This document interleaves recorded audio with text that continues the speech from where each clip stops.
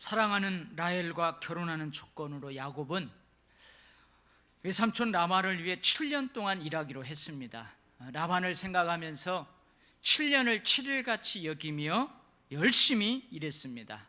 그런데 속았어요. 라헬이 아니라 누구였죠? 레아였습니다.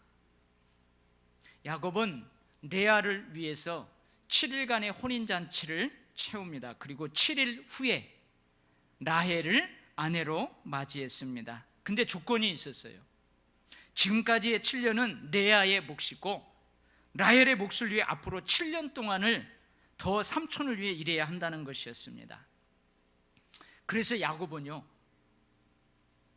아내 둘을 얻게 된 거예요. 근데 이 레아와 라헬이 경쟁적으로 아들을 낳아요. 자신의 몸종인 빌하와 실바까지 동원을 해요. 시기 질투로 원망과 억울함과 분노와 슬픔이 라헬에게도 레아엘에게도 있었어요. 근데 그 두 사이에 있는 야곱은 행복했느냐? 야곱도 그리 행복한 것은 아니었어요. 라헬의 몫인 7년이 거의 채워져 갑니다. 그동안 야곱의 가정에는 11명의 아들과 1명의 딸이 태어났어요. 언약의 계승자인 야곱의 가정이 말이 아니었지만 하나님께서는 후에 야곱의 아들들을 이스라엘의 12지파의 족장들로 세우십니다. 이 말은 무슨 말이냐? 하나님께서 여전히 언약의 계승자인 야곱의 가정에 관심을 가지고 지켜보셨다는 거예요. 여러분, 라헬의 몫인 7년 동안 야곱은 어떻게 살았을까요? 이전의 7년은 라헬을 생각하면서 며칠처럼 여기고 그렇게 살았는데 이제 뭐예요? 라헬을 아내로 얻었잖아요. 앞으로의 그 7년은 어떻게 살았을까요? 야곱은 가정적으로 참 어려웠어요. 우리 그러잖아요. 직장일이 힘들고 아무리 어려워도 가정이 평안하고 행복하면 그 힘든 직장일이지만 넉넉하게 잘 감내해낼 수 있어요. 근데 아무리 직장일이 쉽고 편해도 가정이 불안정하고 평안하지 못하면 직장 생활이 참 힘들게 느껴집니다. 심리적으로, 정서적으로, 영적으로 불안정하고 불안하고 평안하지 못하면 몸으로 살아내는 삶에서 그 여파가 그대로 나타나게 되어 있어요. 과연 야곱은 삼촌과의 약속을 성실하게 이행했을까요? 라헬을 위해 또 7년 동안을 삼촌을 섬겨야 했습니다. 그런데 7년 후에 라헬을 아내로 맞이한 것이 아니에요. 레아를 위해 7일을 채운 다음에 곧바로 라헬을 아내로 맞이했어요. 이미 라헬을 맞이한 후에 7년 동안 삼촌을 위해서 일했다는 말이에요. 또 7년 동안을 그렇게 7년 동안 삼촌을 위해 일한 다음에 라헬을 아내로 받은 것이 아니란 말이죠. 무슨 말이냐면 야곱은 이미 원하는 것을 얻었어요. 야곱이 원하는 라헬을 아내로 맞이했단 말이에요. 그러니까 앞으로 7년 그까짓 거 대충 해도 되겠지 않겠어요? 그렇다고 해서 외삼촌이 야, 너 왜 이렇게 대충 사냐? 왜 약속을 더 불성실하게 이행하냐? 해가지고 라헬을 다시 물릴 거요, 어쩔 거요? 적당히 눈 가리고 아웅 하면서 그렇게 살아도 되잖아요. 한 번쯤은 들어보셨을 만한 재밌는 이야기입니다. 어떤 사람이 금방이라도 무너져 내릴 듯한 위험한 다리를 건너게 되었어요. 그래서 다리를 건너면서 하나님께 기도합니다. 하나님, 이 다리를 무사하게 건너게 해주시면 이번 주일에 내가 100만 원 하나님 앞에 감사헌금 하겠습니다. 근데 중간쯤 왔을 때 기도가 바뀌었어요. 하나님, 아무래도 100만 원은 너무 많은 것 같아요. 50만 원으로 해주세요. 근데 무사히 다리를 거의 다 건너게 되자 기도를 재차 수정했어요. 하나님, 아무래도 50만 원도 많은 것 같아요. 한 20만 원 아니면 그냥 눈 감아 주시면 어때요? 그때 마침 막 센 바람이 불어가지고 다리가 심하게 흔들리니까 깜짝 놀래갖고 이 사람이 하나님께 이렇게 외쳤어요. 아이고 하나님, 농담으로 해본 말인데 뭘 그걸 가지고 그렇게 노하십니까? 저는 이 이야기가 사람들이라면, 저도 포함돼요, 여러분도 포함돼요, 사람들이라면 누구나 가지고 있을 수 있는 마음을 잘 드러내주고 있다고 생각을 해요. 자기가 원하는 것을 얻으면 약속을 헌신짝처럼 버리는 사람들이 있어요. 약속에 불성실한 사람들도 있어요. 당선되기까지는 유권자들을 막 왕처럼 대해요. 그러나 당선된 이후에는 유권자들은 아랑곳하지 않는 정치인들도 있어요. 사람이라면 마음 깊은 곳에서는 이런 마음이 도사리고 있어요. 이것을 이겨내지 못하면 원하는 것을 얻은 후에 약속을 헌신상처럼 버리게 되는 거예요. 이것을 이겨내지 못하면 약속에 불성실한 사람이 되는 것입니다. 과연 야곱은 어떠했을까요? 이미 얻을 거 얻었잖아요. 라헬을 아내로 맞이한 야곱은 외삼촌하고 약속한 7년이 거의 다 되어가자 삼촌에게 이렇게 말해요. 삼촌, 나 이제 약속 다 지켰어요. 나 고향으로 돌아가렵니다. 내 고향, 내 땅으로 돌려보내주세요. 그런데요, 이 외삼촌이 야곱을 보내려고 하지 않아요. 야곱을 안 보내려고 그래요. 왜 그랬을까요? 왜 안 보냈을 것 같아요? 27절 말씀, 여호와께서 야곱 너로 말미암아 내게 복을 주신 줄을 내가 깨달았노니 네가 나를 사랑스럽게 여기거든 그대로 있으라. 그대로 있으라 그래요. 이 한마디로 말해서 라반에게 야곱은 복덩어리라는 말이에요. 라반에게 있어서 야곱은 뭐라고요? 복덩어리라는 말이에요. 야곱아, 네가 내 복덩어리인데 왜 가려고 하느냐, 잡아두려고 그래요. 근데 야곱도 한번 보세요.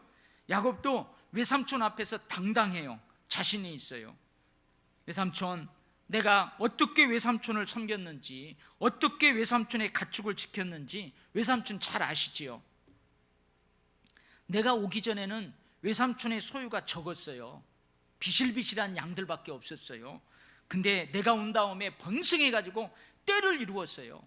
내 발이 이른 곳마다, 내가 손을 대는 곳마다 하나님께서 복을 주셔가지고 외삼촌 번영하게 했잖아요. 야곱이 라헬 때문에 14년을 외삼촌을 섬겼어요. 이 기간에 야곱의 식구들이 늘어났어요. 12명으로 늘어났단 말이죠. 소비가 이전보다 늘었다는 말이에요. 그런데 이 기간 동안 라반의 소유가 엄청나게 늘어났어요. 이 말은 뭐냐? 야곱이 소비를 능가하는 생산 활동을 했다는 말이에요. 근데 이것을 라반도 인정을 해요. 너는 나에게 복덩어리인데 왜 가려고 하느냐? 그래서 잡아두는 거죠. 그리고 야곱은요, 그런 라반 앞에서 꿀릴 게 없었어요. 부끄러울 게 없었어요. 무슨 말일까요? 야곱은 자기가 원하는 라헬을 얻었다고 해서 외삼촌과의 약속에 불성실하지 않았다는 말이에요. 아멘? 불성실하지 않았어요. 그 약속에 성실했어요. 원하는 것을 얻었으니 눈 가리고 아웅 해도 되지 뭐. 자기 마음 깊은 곳에 돌아다니고 있는 이런 마음을 잘 다스렸어요. 이 지역의 목자들하고는 다른 아주 특별한 목축 기술로 성실하게 외삼촌을 섬겼어요. 결국 후에 이제 야곱은요, 부자가 되어가지고 다시 고향으로 돌아가게 됩니다. 외삼촌 집을 떠나서 다시 고향으로 돌아가기 전에 야곱이 외삼촌에게 하는 말이에요. 낮에는 더위와 밤에는 추위를 무릅쓰고 눈 붙일 겨를도 없이 지냈습니다. 그래요. 무슨 말이에요? 이미 얻을 것을 얻었지만 더위와 싸우면서 추위와 싸우면서 눈 붙일 겨를도 없이 그렇게 성실하게 외삼촌을 섬겼다, 그 말이에요. 라반에게 있어서는 야곱의 이 성실함이 하나님의 축복이었어요.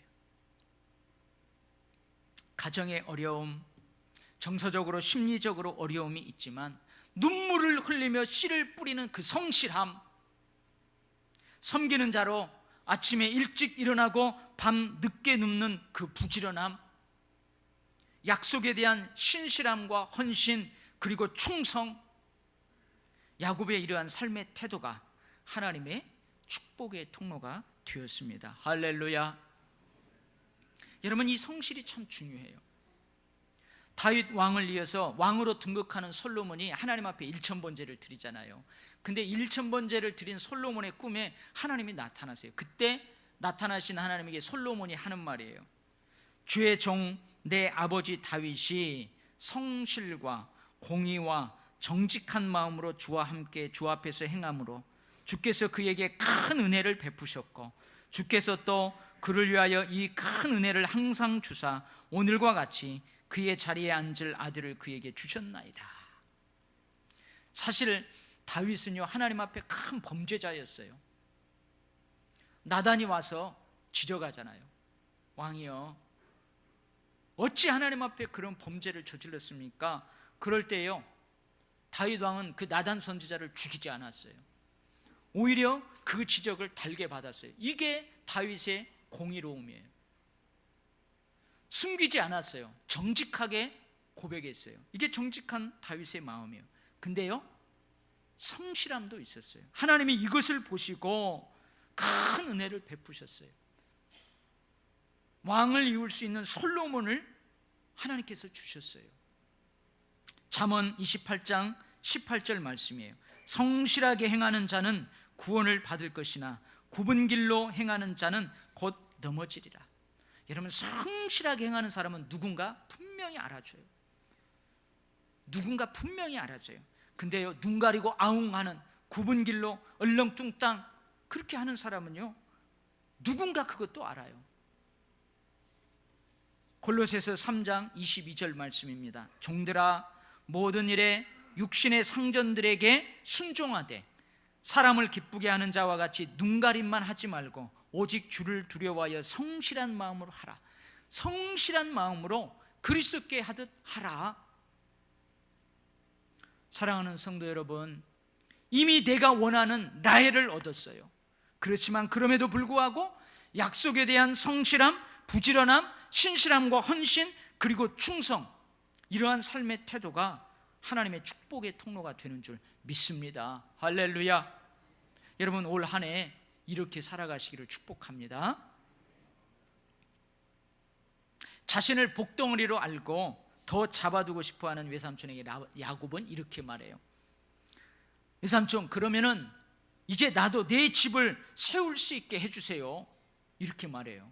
여러분, 내 집을 세울 수 있게 해달라는 그 의미가 어떤 의미일까요? 사실 홀몸으로 외삼촌 집에 왔던 야곱은요, 여기에서 결혼했어요. 그리고 자녀들도 낳았어요. 이게 가정을 꾸렸잖아요. 집을 세웠잖아요. 근데 내 집을 세울 수 있도록 해달라, 이게 어떤 의미일까요? 어떤 의미냐면, 지금까지 야곱은 그의 가정의 가정 경제, 그것을 위해서 일하기보다는 외삼촌과의 약속을 지키기 위해서 성실하게 일했단 말이에요. 그런데 이제는 자신의 가정을 재정적으로도 건실하게 세우고 싶습니다, 그 말이에요. 그러니까 삼촌이 뭐라 그래요? 그래, 내가 너에게 어떻게 해주라, 무엇을 줄까? 그러면서 야곱에게 품삯을 정하라고 그래요. 그러면 그것을 주겠다고 합니다. 자, 여러분 같으면은 얼마를 요구할래요? 여러분, 무엇을 요구하겠어요? 내가 요구하는 대로 외삼촌이 주겠대요. 내가 요구하는 대로 외삼촌이 다 들어주겠다고 해요. 여러분, 뭘 원할래요? 여러분 같으면 그런데요, 야곱은요, 한 번 속지 두 번 안 속아요. 한 번 속지 두 번 안 속아요. 야곱은 14년 동안 살면서 외삼촌 라반을 잘 알게 됐어요. 외삼촌이요, 아주 욕심이 많다는 것을, 욕심쟁이 우리 외삼촌, 그걸 알았어요. 외삼촌이 그리 너그러운 사람이 아니라는 것을 알고 있어요. 외삼촌이 그리 내가 달라는 대로 호락호락할 사람이 아니라는 것을 잘 알고 있어요. 물론 야곱도 그리 호락호락한 사람은 아니에요. 저는요, 이 부분에서요, 야곱의 지혜를 보게 됩니다. 야곱의 지혜. 야곱은 일단 어떻게 해요? 오늘 본문에 보면 일단 외삼촌에게 뭐라고 하냐면, 외삼촌, 나에게 아무것도 주지 않아도 돼요. 그렇게 얘기해요. 외삼촌, 걱정 말아요. 나 외삼촌이 아무것도 안 줘도 돼요. 그래서 어떻게 하냐면 욕심 많은 외삼촌을 안심시켜요. 일단 딱 안심, 저놈이 내 재산 축내지 않겠구나, 일단 안심을 시킨 다음에, 그리고 바보 같은 제안을 합니다. 외삼촌, 앞으로 내가 계속해서 외삼촌의 양떼를 먹이고 지킬게요. 이것만 해주세요. 외삼촌의 양떼 중에서 아롱진 것, 점 있는 것, 검은 것을 가려내서 그거 나에게 주세요. 염소 중에서도 점 있는 것, 아롱진 것, 그거 나에게로 주세요. 라반이 가만히 생각해 봅니다. 가만히 생각해 봅니다. 여러분, 양은요 대부분 흰색이에요. 흰색. 염소는요 몸 전체가 검정색 비슷한 암갈색을 띠고 있어요. 근데 한번 보세요, 여러분. 얼룩말 알죠? 얼룩말처럼 그렇게 생긴 양 봤어요? 얼룩말처럼 그렇게 아롱다롱 무늬가 있는 염소를 봤냐고요? 여러분, 이것은요 드문 일이에요. 어쩌다가 가끔 태어나는 거예요. 그리고 라반의 것과 야곱의 것을 구별하기도 쉽잖아요. 야곱이 라반의 것을 자신의 것이라고 절대 속이지 못해요. 눈으로 봐도 확실히 구별되기 때문에 그러는 거죠. 그래서요, 라반이 가만히 생각해 보니까 자신이 손해볼 것이 없어요. 이런 바보 멍충이 같은 놈. 야곱의 제안은요 사실상 아무것도 요구하지 않는 거나 마찬가지예요. 그러니까 외삼촌 라반이요 어떻게 해요?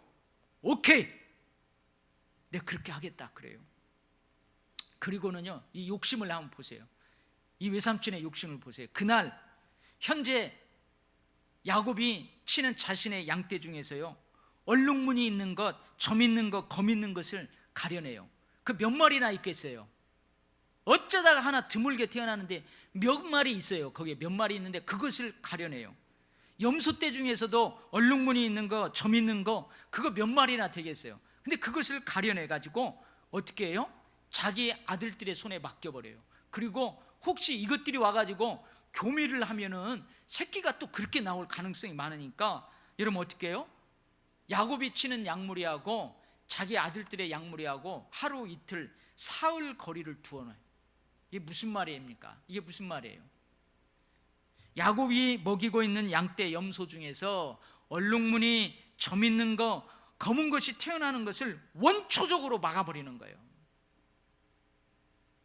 야곱이 먹이고 지키는 외삼촌의 양떼, 염소떼 중에서는 얼룩무늬, 점 있는 거 이제 한 마리도 없어요. 다 출현해버렸어요. 그러니 앞으로 야곱의 소유가 될 양, 염소가 태어날 확률은 거의 뭐요? 거의 희박해요. 어쩌다가 얼룩말과 같은 그 무늬를 한 양, 염소가 어쩌다가 태어난단 말이에요. 앞으로 야곱이 20년을 그 집에서 더 살거든요. 1년에 한두 마리 태어난다 그러면 20년이면 몇 마리예요? 몇 마리 되도 않잖아요. 그런데요, 오늘 본문에 보니까 야곱이 치는 외삼촌의 양떼, 염소떼 중에 얼룩진 거, 있는 거, 검은 것이요 점점 많아지고 있어요. 점점 많아지고 있어요. 근데 이렇게 된 이유가 있죠. 양들이, 염소떼들이 물을 먹으러 와요. 물을 먹으러 올 때 거기서 교미를 하는 거예요. 그리고 새끼를 베요. 그때 야곱이 어떻게 하냐면 버드나무, 살구나무, 신풍나무, 아마 그래서 이 신풍제약이라는 제약회사가 나왔는지, 이 나무를요 껍질을 벗겨요. 껍질을 벗겨가지고 아롱다롱 얼룩지게 그 껍질을 벗겨가지고 이 양하고 염소들이 서로 교미를 할 때 그 앞에다가 딱 놓는 거예요. 흔드는 거예요. 근데 교미하면서 새끼를 베면서 그것을 본 암양, 암염소가요 새끼를 낳으니까 어떤 새끼를 낳아버렸어요? 얼룩진 그 새끼를 낳는 거예요. 참 희한한 일이죠. 그러고요 이 야곱을 한번 봐봐요. 건강하고 튼튼한 양이 암양하고 숫양하고 교미를 해요. 새끼를 베요. 그러면은 얼른 그 가지를 보여줘요. 흔들어요. 근데 약하고 비실비실한 양과 염소가 교미할 때는 그걸 치워버려요. 그러니까 시간이 지날수록 아주 건강하고 튼튼한 것은 다 누구 것이 되는 거예요? 야곱 것이 돼요. 그리고 비실비실 병들고 약한 것은 라반의 것이 되는 거예요. 암양은요 수태할 때, 새끼를 가질 때에 어떤 자극을 받으면 그 여파가 그 새끼에게로 그대로 전달되는 감흥력이 강한 동물이래요. 우리 사람도 그러잖아요. 우리 아이 가지면은 뭐예요? 뭐가 중요하다고 그래요? 태교가 중요하다고 그러잖아요. 그리고 대부분 사람들도요 제2세 아이를 가질 때에는 준비해요. 아내가 신랑한테 맛있는 것도 많이 해주고요, 또 아내가 아이를 가질 준비하기 위해서 아주 몸도 정갈하게 하고 좋은 생각만 하고 그래요. 태교도 그래요. 그 우리 이런 말 있잖아요. 아이를 가진 엄마가 맨날 커피 먹으면은 그 아이 태어날 때 피부 색깔이 어떻게 된대요? 새카맣게 된대요. 근데 나 그런 적 한 번도 안 봤어요. 그만큼 중요하다는 거죠. 그래가지고 여러분 이 성경 본문을 보고 수의사들이 한번 연구를 해봤을 거 아니에요. 야곱이 알록달록한 그 가지를 수태하는 양과 염소 앞에서 보여줌으로써 이 알록달록한 새끼를 낳게 되는 그런 생물학적 근거가 있는가 그랬더니요, 연구를 해봤더니요 거의 확실하지 않대요. 확실하지 않답니다. 그래서 성경학자들은 이것은 언약의 하나님께서 초자연적인 역사를 통해서 언약의 사람인 야곱을 축복한 것이다, 그렇게 해석을 해요. 초자연적인 방법을 통해서 언약의 사람인 야곱을 하나님 축복했다는 거예요. 근데 후에 야곱도 이렇게 고백해요. 우리 아버지의 하나님 아브라함의 하나님 곧 이삭이 경외하는 이가 나와 함께 계시지 아니하였더라면 외삼촌께서 이제 나를 빈손으로 돌려보냈었으리라. 20년 후에 이제 집으로 돌아갈 때 그때 하는 말이에요. 무슨 말이에요? 하나님께서 자기를 축복해 주셨기 때문에 자기가 복을 받았다는 거예요. 자기 집을 세우기 위해서 외삼촌에게 제시한 바보 같은 야곱의 제안은 사실은 하나님께 대한 야곱의 믿음이에요. 아멘? 믿음이에요. 여러분 생각을 해보세요. 나를 통해서 외삼촌을 축복한 그 하나님이 당연히 나에게도 복을 주실 거예요, 안 주실 거예요? 당연히 주시죠. 그런 믿음이 야곱에게 있었어요. 그리고요 이것은요 야곱의 지혜입니다. 지혜예요. 욕심쟁이이고 호락호락하지 않은 외삼촌 앞에서 야곱은 욕심내지 않았어요. 외삼촌 라반의 욕심을 자극하지 않았어요. 얼마 안 되는 것을 요구했어요. 아니 외삼촌이 볼 때는 거의 불가능한 것, 아무것도 요구하지 않는 것처럼 보이는 그 제안을 했어요. 여기에 야곱의 지혜가 있어요. 야곱의 지혜가 있어요. 근데 확실히 야곱은 지혜래요. 나 같으면 이렇게 했을 것 같아요. 우리 외삼촌이 잘 알잖아요. 뭘 잘 알고 있냐면 하나님께서 야곱으로 인해서 자신에게 복을 주었다는 거 잘 알고 있어요. 야곱을 복덩이로 알고 있다고요. 야곱이 손대는 것마다 하나님께서 복을 주셔서 외삼촌이 부자가 되었다는 거 알고 있어요. 그러니까요 야곱인 내가 그것을 빌미로 해가지고 처음부터 어떻게 해요? 많은 것을 요구할 수도 있잖아요. 외삼촌 외삼촌도 인정하시죠? 외삼촌 부자 된 거 다 나 때문에 그래요. 그러니까 이제부터는 나도 좀 내 가정을 경제적으로 세울 테니까 1년에 1억씩 주세요. 그럴 수 있잖아요. 그걸 빌미로 해가지고. 근데 야곱은 그러지 않았어요. 외삼촌이 의심할 만한 제안을 하지 않았어요. 야, 이놈 봐라, 이놈이 이제 싹 빼들어 가려고 그러네. 그렇게 하지 않았어요. 오히려 외삼촌에게 바보 같은 제안을 했습니다. 일단 외삼촌을 충분히 안심을 시켰어요. 그리고 어떻게 해요? 조금씩 집을 세워나가요. 차곡차곡 다시 고향으로 돌아갈 준비를 했어요. 하나님께서는 이런 야곱의 편이 되어주셨어요. 이런 야곱에게 축복 주셨어요. 시작은 미약했지만 나중은 심히 창대케 하셨어요. 이에 야곱이 매우 번창하여 양떼와 노비와 낙타와 나귀가 많았더라. 할렐루야. 여러분, 야곱을 어떻게 생각했어요? 여러분, 야곱을 어떻게 알고 있어요? 제가 이 설교를 다 준비해 놓고 제 아내에게 물어봤어요. 여보, 당신은 야곱을 어떻게 알고 있어? 야곱이 당신 마음에 들어? 그랬더니 자기는 야곱이 마음에 든대요.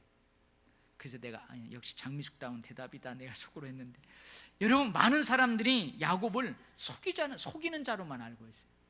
야곱이 움켜잡는 자로만 알고 있어요. 약삭 빠른 사람으로 알고 있어요. 근데 성경 보세요. 야곱이 자주 속였나요? 딱 한 번 속였어요. 딱 한 번. 아버지 한 번 속였어요. 그것도 엄마애가 아주 치밀하게 계략을 세워가지고 불안불안하면서 그거 한 번 속였어요. 사실 움켜잡는 것은 그게 나쁜 것만은 아니잖아요. 근데 나면서 형 에서의 발뒤꿈치를 움켜잡은 거. 물론 야곱의 성실함과 지혜가 매우 약삭빠르고 간사하게 보일 수도 있어요. 나중에도 한번 보세요. 이제 집으로 돌아올 때도요, 아주 야곱의 지혜가 있는데요, 어떻게 보면 그것이 약삭빠르고 간사하게 보일 수도 있습니다. 그런데 하나님께서 분명 야곱을 축복해 주시잖아요. 야곱을 축복해 주세요. 그런데도 우리는 이상하게 하나님이 야곱을 축복해 주시는데 야곱의 행동을 보면 왠지 시원하지가 않아요. 그죠? 왠지 깨름직해요. 그러나 오늘 우리는 야곱의 성실함, 야곱의 믿음, 야곱의 지혜를 봅니다. 예수님께서는요, 제자들에게 이렇게 말씀하셨어요. 보라, 내가 너희를 보냄이 양을 이리 가운데로 보냄과 같도다. 그러므로 너희는 뱀같이 지혜롭고 비둘기같이 순결하라. 양 같은 우리를요, 이리 같은 저 세상으로 보낸다는 거예요. 그러니까 지혜롭고 순결해야 된대요. 사랑하는 성도 여러분, 야곱은 성실했어요. 야곱은 지혜로웠어요. 그리고 야곱은 하나님께 대한 믿음이 있었어요. 그리고 그런 야곱을 하나님께서는 축복해 주셨어요. 우리는 2019년을 기도와 소망 가운데 시작했습니다.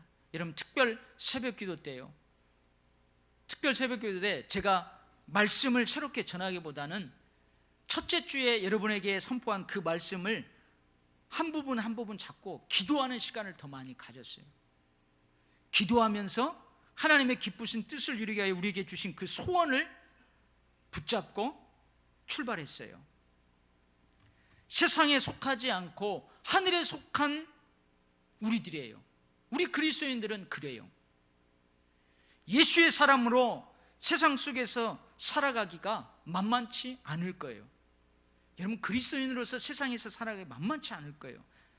예수 믿는 사람들에게 세상은 그렇게 호락호락하지 않을 겁니다. 언약의 사람인 야곱에게도 외삼촌 라반은 그리 호락호락하지 않았어요. 복덩어리인 야곱에게 외삼촌 라반은요, 호락호락하지 않았어요. 하나님이 축복의 통로로 사용하는 그 야곱, 손대는 것마다 하나님이 함께하는 그 야곱, 그 야곱을요, 외삼촌 라반은요 그리 호락호락하지 않았단 말이죠. 그 사람이. 그러나 야곱은 성실했어요. 야곱은 지혜롭게 처신했어요. 야곱은 믿음으로 행했어요.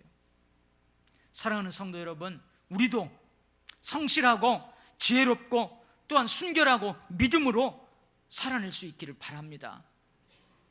세상 사람들이 볼 때 바보처럼 보이지만, 세상 사람들이 볼 때 아무것도 할 수 없는 것처럼 보이지만, 여러분 결국은요 매우 번창하여 많아지는 그런 하나님의 축복을 경험할 수 있게 될 거예요. 할렐루야. 여러분, 한 번도 살아보지 않은 2014년 우리를 기다리고 있어요.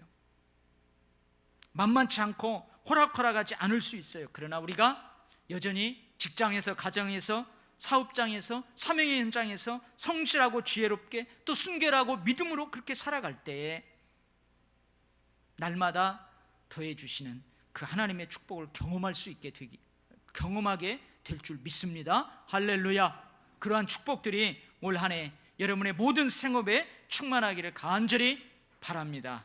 아멘. 기도하겠어요.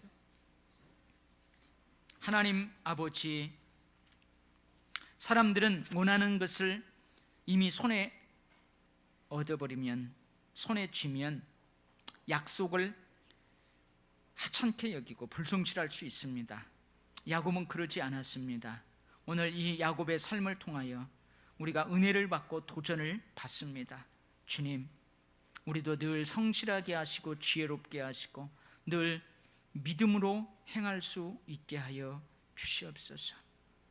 세상 사람들이 볼 때는 아무것도 아닌 것 같아도, 아무것도 할 수 없는 것처럼 보인다 할지라도 우리 그렇게 살 때 하나님이 우리 편이 되어주시고 갈수록 더 풍성하게 날마다 더해 주실 줄 믿습니다. 우리 도율교회 모든 성도들 올 한 해 이러한 복을 다 누리게 하여 주시옵소서. 결코 하나님을 만홀히 여기지 않게 하여 주시옵소서. 하나님 보이지 않는다고, 하나님 침묵하시고 계신다고 마치 하나님이 없는 것처럼, 하나님이 간섭하지 않는 것처럼, 하나님이 보고 계시지 않는 것처럼 어리석은 삶을 살지 말고 지혜로운 명철한 삶을 살아내게 하여 주시옵소서. 예수님 이름으로 기도하옵나이다. 아멘.